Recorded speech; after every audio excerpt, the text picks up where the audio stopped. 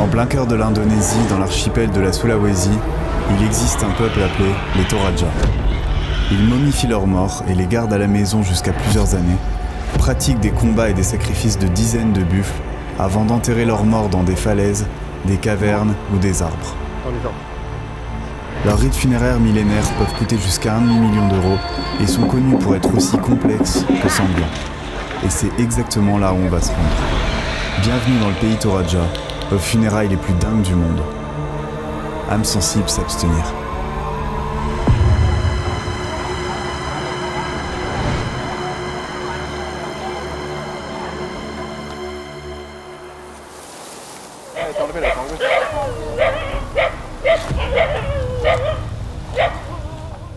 Notre premier arrêt se fait dans une famille Toraja, où nous allons rencontrer Moria, la grand-mère de la famille, décédée depuis 1 an et vivant encore parmi eux.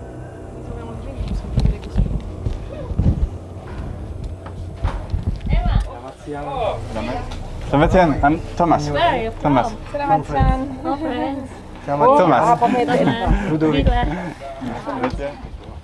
Terima kasih. Pour les Toraja, la personne décédée est encore vivante tant qu'elle n'a pas eu de funérailles. Elle est considérée comme étant malade et reste dans le Tongkonan, c'est-à-dire la maison familiale Toraja. Puisqu'elle est considérée comme vivante, il faut annoncer sa visite avant de pouvoir entrer.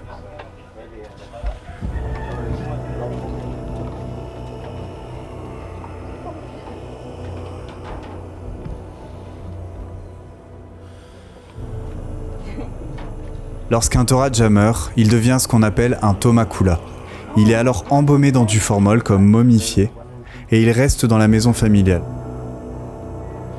And so you come every day to talk to her.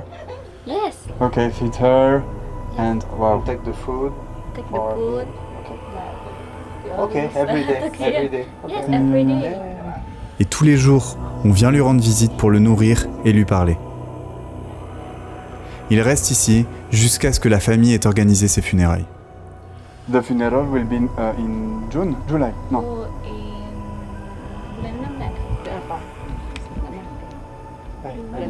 in June. In June. In Yes, June. 6 months. Yes.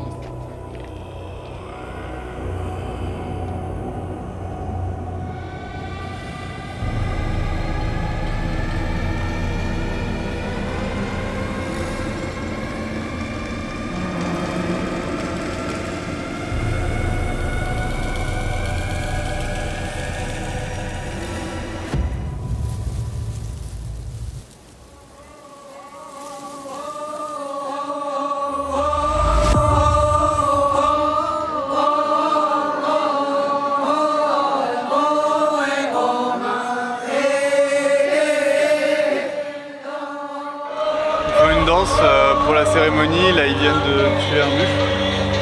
Je pense que le truc il mijote juste à gauche là, ici. Et là il y a les gens qui arrivent mais je sais pas du tout. J'ai l'impression que t'as un peu des hauts le cœur, t'es tout pâle. Ouais, je suis pas bien là. L'ouverture des funérailles est marquée par l'arrivée des premiers convives qui viennent de toute l'Indonésie, voire de l'étranger.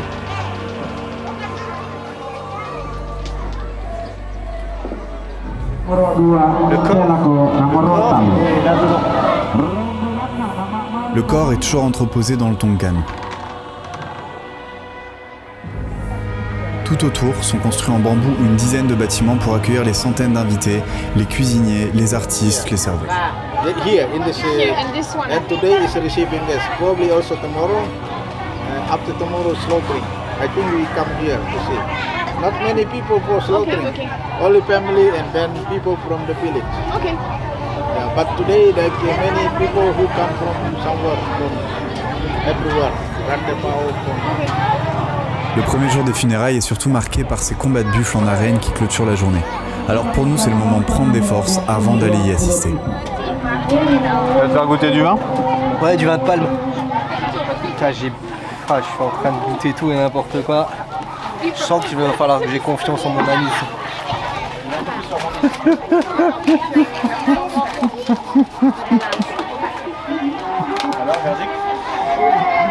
Ok. I test. Tout de top. Oh.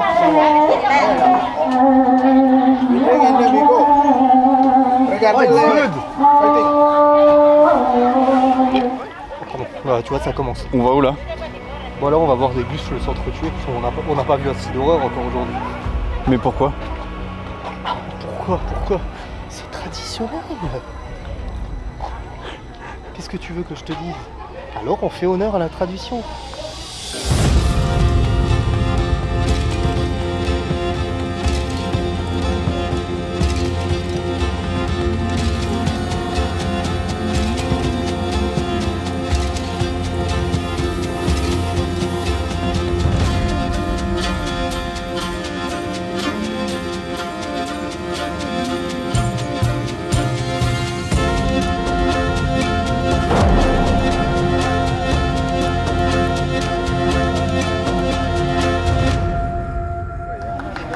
Oh, the first to leave? Yeah, leave, yes. Ah, okay. Okay, so the fights keep going until one of them leaves. Okay, I get it. Le combat est simple, deux buffles s'affrontent dans une arène en bambou, jusqu'à ce qu'un des deux quitte l'arène par une des deux portes latérales.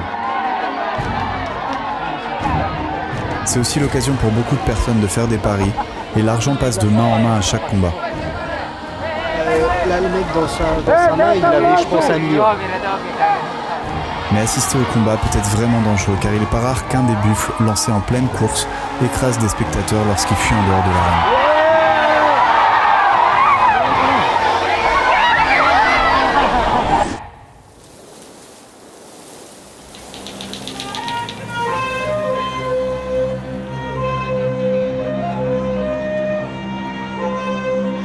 Le deuxième jour marque l'ouverture officielle de la cérémonie.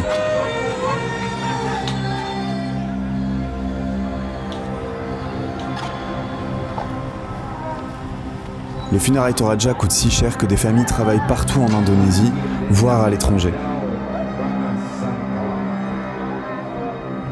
Du coup, les invités viennent des 4 coins de l'Indonésie, voire du monde, pour assister aux funérailles. Hello, selamat pagi. Thomas. And you? That one. That one? Slamet. Slamet. Okay, nice to meet you. Là, c'est un des buffles qui va être sacrifié, ça. Après, je crois qu'ils en sacrifient plusieurs par jour. Ok. Mais après, c'est le dernier jour où là, c'est massacre. Chaque invité amène des offrandes telles que des cochons ou des bœufs. Les buffles sont des animaux sacrés essentiels aux funérailles. Sur le marché du bétail, ils peuvent coûter plusieurs milliers d'euros en fonction de la qualité de leur peau ou de la longueur de leur corne, par exemple. Là. Oh, wow. Oh, this one is very expensive, right? Okay. Like 2 or 300 Et parmi eux, les buffles albinos sont de loin les plus recherchés et les plus chers, avec des prix qui peuvent aller entre 15 000 euros jusqu'à 40 000 euros.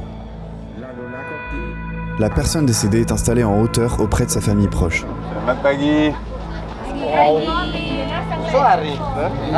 She have 7 child. 7 child. Seven child. My mother is third. It's yours. And your mother, how many child she has? 3. Wow, okay. Chaque famille prend sa place, soit sous les greniers à riz, soit dans les baraquements construits pour les funérailles. Les animaux comme les bœufs ou les cochons sont tués, dépecés, puis cuits sur place pour être servis aux invités. Pendant ce temps, les femmes pratiquent le mamaraka. C'est des danses traditionnelles qui sont faites à la fois de chants dissonants et de percussions.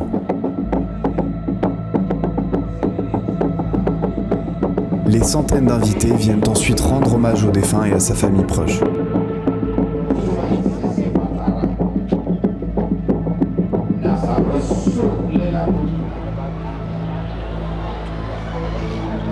Je pense que lui, il n'a jamais vu Internet. Hein. Et la journée s'achève sur un grand repas. Ah, mon petit poulet. Ah ouais, je deviens un soir. Je vais être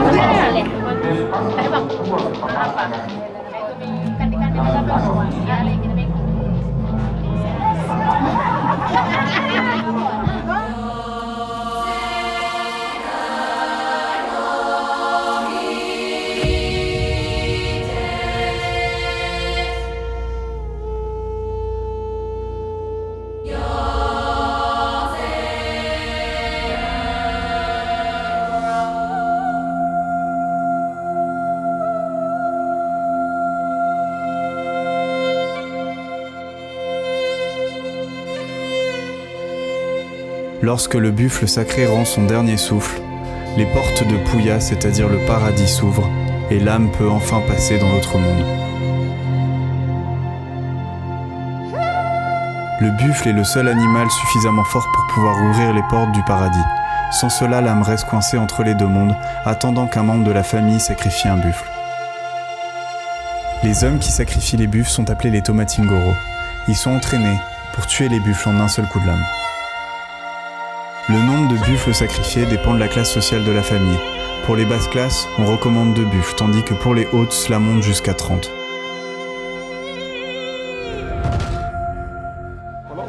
One buffalo go to the village for still alive, and one buffalo go to the church here, and one buffalo go to the youngest association here. So 6 buffalo not to sacrifice but still alive to offering to the other organization. Something like that. Yes. D'autres buffles vivants, eux, sont offerts à la communauté. Les buffles sacrifiés sont immédiatement préparés sur place et chaque famille présente en reçoit une partie. La religion Toraja se nomme l'Aluk Todolo, qui signifie la voix des anciens. Les Toraja sont des catholiques convaincus, bien qu'ils aient su maintenir intacte leur tradition millénaire. The meat of this animal will be divided to every member of the whole Of the community. The community, yeah, Okay. the community. It's certainly an honor to my family that you are here. Et tandis que les hommes se nourrissent, le défunt est alors considéré comme mort et son âme en route pour Puya, le paradis Toraja.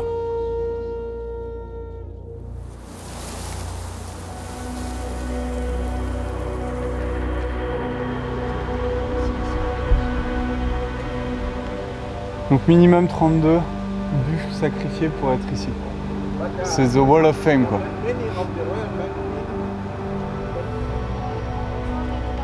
C'est ouf hein. Ah ouais, franchement c'est ouf. Autant dire que toi et moi on va giser sur le sol. Les trous dans la roche là que tu vois en carré, en fait là c'est les tombeaux. C'est là où sont mis les corps des gens. Les membres des familles royales sont enterrés à même la roche. Un trou est creusé directement dans la falaise dans lequel on glisse le cercueil. Pour eux, la roche est immuable contrairement à la terre, et la hauteur permet de faciliter leur ascension au ciel. Les nobles ont droit à un tautau, une statuette en bois qui les représente et sont les garants du lien entre le monde des vivants et celui des morts. Pour les familles qui ne peuvent pas creuser de tombe dans la pierre, les grottes naturelles constituent un abri pour les cercueils et conservent les os. Bon, c'est pas comme si on n'avait pas l'habitude de voir des crânes ici. Des tautaux sont placés sur les parois, tandis que les ossements échappés des cercueils brisés s'accumulent en contrebas. Alors c'est une grotte naturelle où ils mettent les cercueils ici. D'où tous les ossements qu'on trouve un peu partout. Les crânes, etc.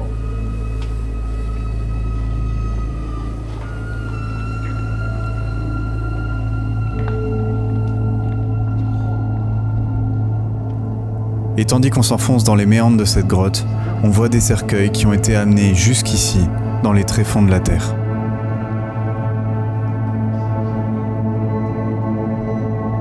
Je sais pas, ça a toqué dans le cercueil.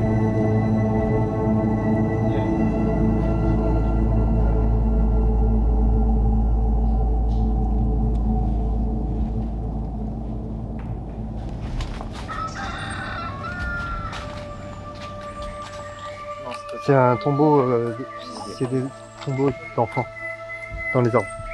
Ici, où tu vois, c'est creux.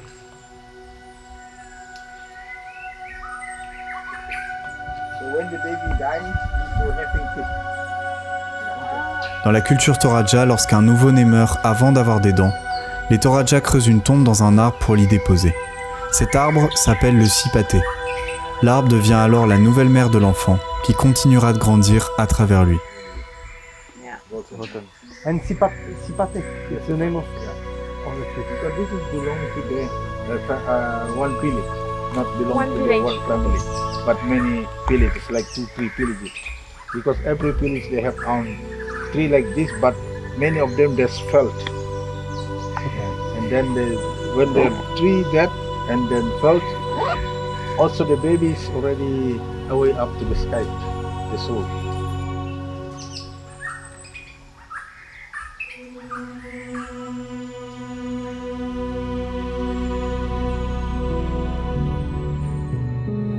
Les Toraja sont un peuple complexe.